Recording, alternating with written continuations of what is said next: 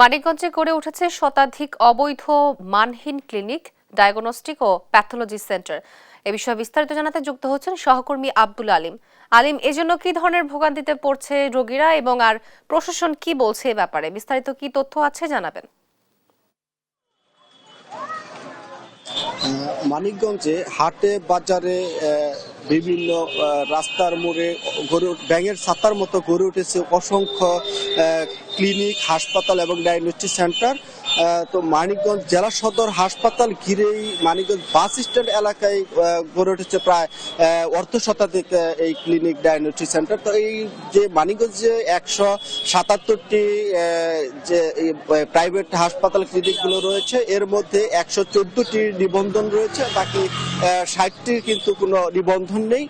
তো আমরা জেলা স্বাস্থ্য বিভাগ থেকে জানতে পেরেছি যে এই অবৈধ যে ক্লিনিকগুলো রয়েছে, এই ক্লিনিকগুলোর বিরুদ্ধে মাঝে মধ্যে তারা অভিযান পরিচালনা করছেন। কিছু ক্লিনিক তারা বন্ধ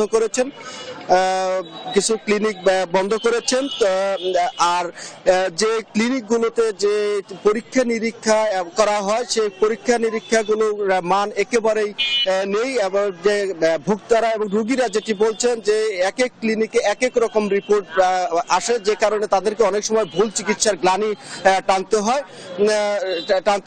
এক্ষেত্রে আরো আমরা যেটি জানতে পেরেছি যে যেগুলোর নিবন্ধন আছে এগুলোর মধ্যেও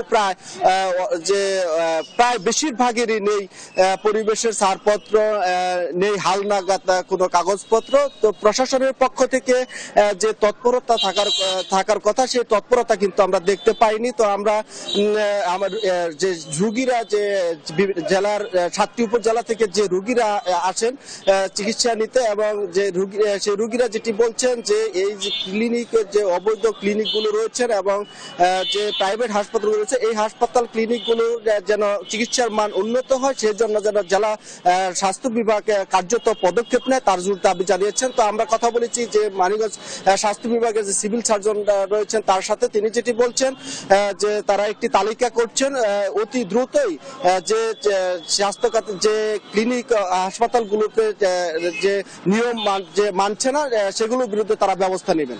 তো এই ছিল আমার কাছে মানিকগঞ্জের যে ক্লিনিক, হাসপাতাল, ডায়াগনস্টিক সেন্টার রয়েছে প্রাইভেটের, তার সর্বশেষ খবর।